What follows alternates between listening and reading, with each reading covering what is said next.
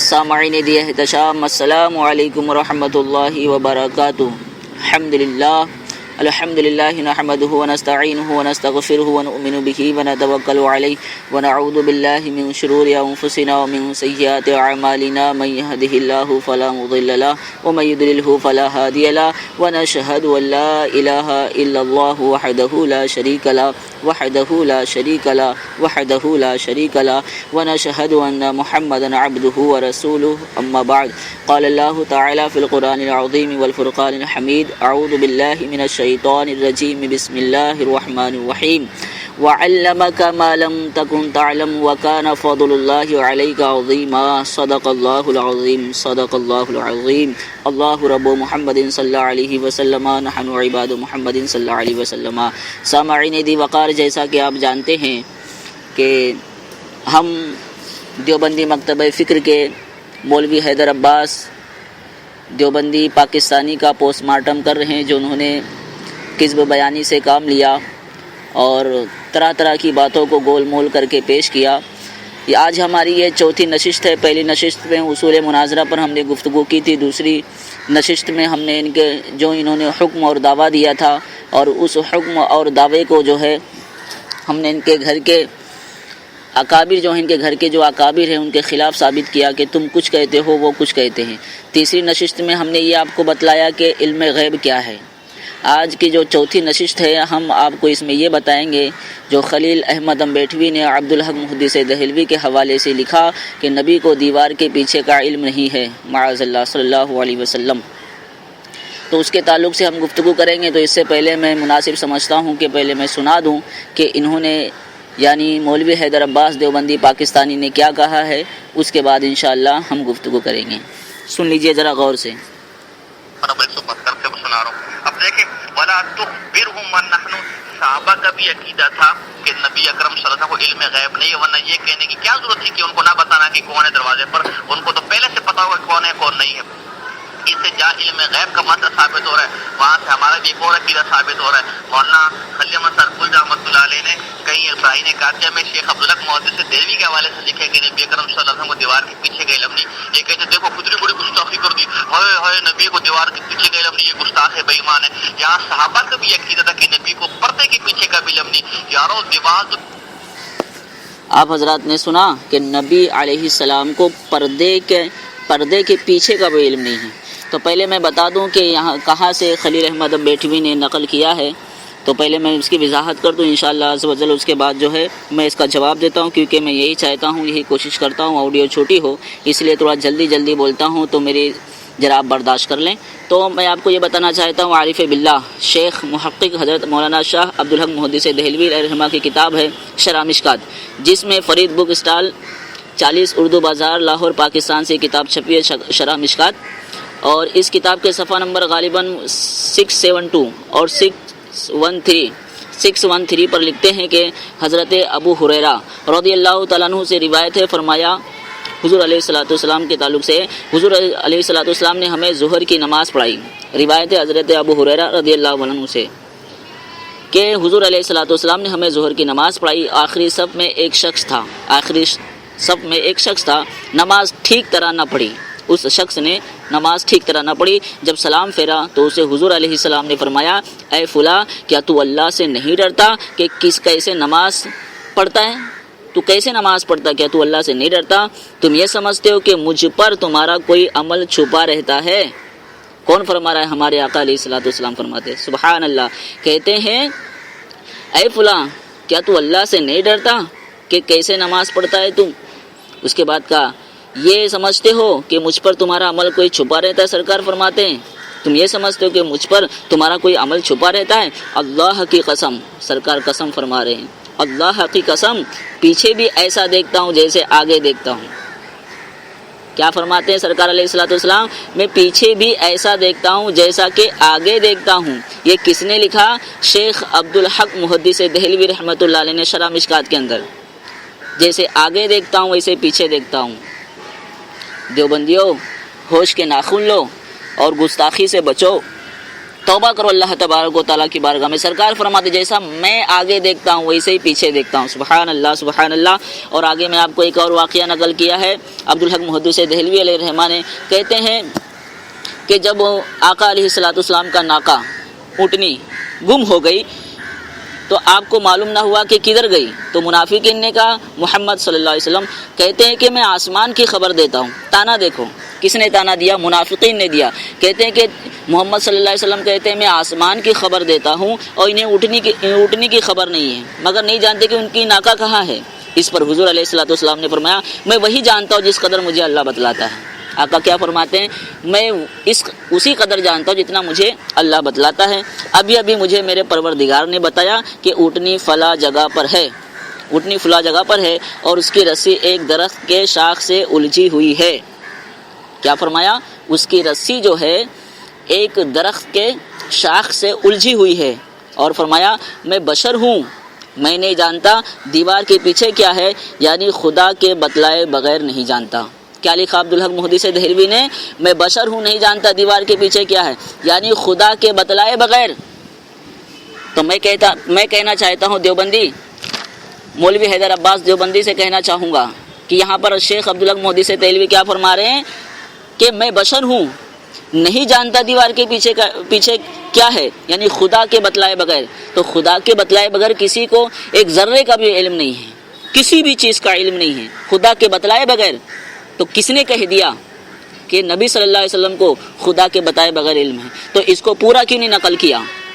अब्दुल हक मुहद्दिस देहलवी की बात को पूरा क्यों नहीं नकल किया और सिर्फ इतना लिख दिया कि दीवार के पीछे का? ये बुग़्ज़ और हसद नहीं तो क्या है? जो बंदियों, तुम खुद ठंडे दिल से सोचो। मेरे आका अलैहिस्सलातु वस्सलाम के ताल्लुक़ से ये कहना कि दीवार के पीछे का इल्म नहीं है और ये बात छोड़ देना कि खुदा के बगैर बतलाए नहीं, तो हम भी तो यही कहते हैं खुदा के बतलाए बगैर किसी को कुछ भी इल्म हासिल नहीं। जो कुछ हासिल है वो अल्लाह की अता से। पूरी कायनात के अंदर, तमाम आलमीन के अंदर शहंशाही मेरे मौला की है।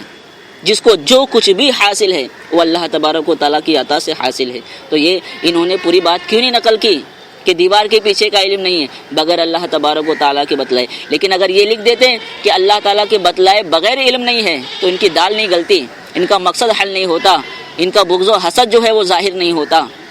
तो प्यारे इस्लामी भाइयों, मैं अभी आगे आपको बताता हूँ कि अब इन्होंने लिखा कि नबी सल्लल्लाहु अलैहि वसल्लम को दीवार के पीछे का इल्म नहीं है। तो जब नबी सल्लल्लाहु अलैहि वसल्लम को दीवार के पीछे का इल्म नहीं है तो आप मुझे बताइए कि ये देवबंदी हजरात भी अल्लाह के बाद सबसे अफजल वाला किसको मानते हैं? किसको मानते हैं? आप खुद बताएं। यही कहेंगे ना कि हम नबी सल्लल्लाहु अलैहि वसल्लम को मानते हैं। तो जो चीज़ नबी करीम सल्लल्लाहु अलैहि वसल्लम को हासिल नहीं है तो बताओ किसी और को हासिल है? आप खुद बताएं। जो मर्तबा मेरे सरकार को नहीं दिया गया तो वो मर्तबा किसी को दिया गया। अगर आका अलैहिस्सलातु वस्सलाम को दीवार के पीछे का इल्म नहीं है तो ये कहना पड़ेगा कि किसी को भी जो है दीवार के पीछे का इल्म नहीं है। लेकिन अब इनके जब मौलवी की बात आती है तो फिर इन्हें याद नहीं रहता दीवार के पीछे का इल्म है या नहीं है। उसके बाद भूल जाते अपने देवबंदी की अजमत और रिफात बताने के लिए। उसके बाद आगे क्या लिखते हैं? किताब का नाम है तकरीर तिरमिज़ी, मौलाना अशरफ अली थानवी, इदारे तालीफात अशरफिया, मुल्तान पाकिस्तान से छपी है। सफ़ा नंबर है 488 पर लिखते हैं मजाजीब यहाँ बैठे हैं और कलकत्ता की उनको खबर है। तो मजाजीब के ताल्लुक से तुम्हारा नज़रिया ये है, बैठे यहाँ है, कलकत्ता की खबर है, और नबी के ताल्लुक से कह दिया दीवार के पीछे का इल्म नहीं है। जब नबी को दीवार के पीछे का इल्म नहीं है तो मजाजीब को ये कैसे हासिल होगा, ये इल्म कैसे हासिल होगा कि बैठा यहाँ हो और उसे कलकत्ता की खबर हो? इसे अक्ल कबूल करती है। और जब तुम्हारा नज़रिया आका अलैहिस्सलातु वस्सलाम के ताल्लुक से ऐसा है और दूसरे के ताल्लुक से ऐसा है तो हम इसे क्या नाम दें? इसे हम क्या नाम दें? बताइए मुझे। आज हमारे उलमा जो चिढ़ते हैं और बयानों के अंदर जो इनका मकरो फ़रेब बताते हैं लोगों को, तो ये कहते हैं जो बरेलवी उलमा है वो सिर्फ हमारे ख़िलाफ़ बोलते हैं, नमाज रोज़ा की बात नहीं करते हैं। मैं कहना चाहता हूँ नमाज से पहले क्या है, रोज़ा से पहले क्या है, ज़कात से पहले क्या है, हज से पहले क्या है? ईमान है ना। और ईमान क्या है? ईमान क्या है बताओ? ईमान क्या चीज़ है? कोई नबी की गुस्ताखी करके क्या वो मोमिन हो सकता है? نبی کی شان میں گستاخی کر کے کیا وہ ایمان والا ہو سکتا ہے؟ آپ خود اس کا جواب مجھے دے دیں۔ تو اب میں نے آپ کو بتایا مجازیب کے تعلق سے ان کی کتابوں میں کیا لکھا ہے۔ مجازیب یہاں بیٹھے ہوں اور کلکتہ کی ان کو خبر ہے، نبی کے تعلق سے کیا کہا؟ دیوار کے پیچھے کا علم نہیں ہے۔ اچھا، دوسرا حوالہ میں آپ کے سامنے پیش کرتا ہوں۔ اب 10 منٹ ہو چکا ہے تو میں چاہتا ہوں بس ایک لاسٹ حوالہ پیش کر دوں، اس کے بعد میں بتاؤں گا کہ ان کے نزدیک جو ہے اللہ کے بعد سب سے بلند و مرتبہ کس کا، یہ بھی بتاؤں گا۔ تقویۃ الایمان کا حوالہ دوں گا، اور تقویۃ الایمان ان کے نزدیک کیا ہے وہ بھی میں گنگوہی کے تعلق سے بتاؤں گا۔ گنگوہی نے اپنی کتاب میں جو ہے تقویۃ الایمان کے تعلق سے کیا لکھا ہے، اور گنگوہی کے تعلق سے یہ کیا کہتے ہیں وہ بھی انشاءاللہ میں نے بتایا تھا پچھلی نشست میں، انشاءاللہ پھر بتاؤں گا۔ آڈیو لمبی ہو رہی اس لیے میں ایک لاسٹ حوالہ دے کر جو ہے رخصت ہونا چاہتا ہوں۔ دیوبندی کتاب ہے تاریخ مشائخ چشت کے صفحہ 156 پر لکھتے ہیں، یہ کتاب مجلس نشریات اسلام ناظم آباد کراچی سے چھپی ہے۔ لکھا ہے کہ خواجہ ابو حماد کی ہمشیرہ بھی نہایت بزرگ متقیہ تھیں۔ خواجہ ابو حماد کی جو ہمشیرہ تھی نہایت بزرگ متقیہ تھی، ہر وقت یاد الہی میں مشغول رہتی تھی، جس کی وجہ سے نکاح کی رغبت نہیں ہوتی تھی۔ ایک مرتبہ خواجہ ابو حماد ان کے پاس آئے اور فرمایا کہ ہمشیرہ، تمہارے پیٹ سے ایک لڑکے کا وجود ہوگا۔ کون کہتا ہے؟ خواجہ ابو حماد کہتے ہیں۔ کتاب کا نام کیا ہے؟ تاریخ مشائخ چشت، صفحہ نمبر میں شاید نوٹ کرنا بھول گیا ہوں، انشاءاللہ عز و جل میں بتا دوں گا صفحہ نمبر اگر کوئی پوچھنا۔ ہاں، صفحہ نمبر بھی ہے 156 صفحہ نمبر ہے۔ تاریخ مشائخ چشت کتاب کا نام ہے، اور مولانا زکریا صاحب کی یہ کتاب ہے، اور اس میں لکھا ہوا ہے خواجہ ابو حماد کی ہمشیرہ بھی نہایت بزرگ متقیہ تھی، ہر وقت یاد الہی میں مشغول رہتی تھی، جس کی وجہ سے نکاح کی رغبت نہیں ہوتی تھی۔ ایک مرتبہ خواجہ ابو حماد ان کے پاس آئے اور فرمایا کہ ہمشیرہ، تمہارے پیٹ سے ایک لڑکے کا وجود ہوگا۔ کون کہتا ہے؟ ابو حماد کہتے ہیں ایک لڑکے کا وجود ہوگا۔ یہ بھی بتا رہے ہیں لڑکی کے لڑکا ہوگا، اس کا وجود ہو۔ آگے کیا کہتے ہیں؟ جو ایک وقت میں قطب الاقطاب ہونے والا ہے۔ نبی کو دیوار کے پیچھے کا علم نہیں ہے، اور آنے والے وقت کی خبر کون دے رہا ہے؟ یہ ابو حماد کون ہے؟ تمہاری کتابوں میں اس کا ذکر کیوں آیا؟ جب نبی کو دیوار کے پیچھے کا علم نہیں ہے تمہارے مطابق، تو پھر یہ خواجہ ابو حماد جو کہہ رہا ہے کہ تمہارے پیٹ میں ایک لڑکے کا وجود ہوگا، اسے کیوں مان لیا؟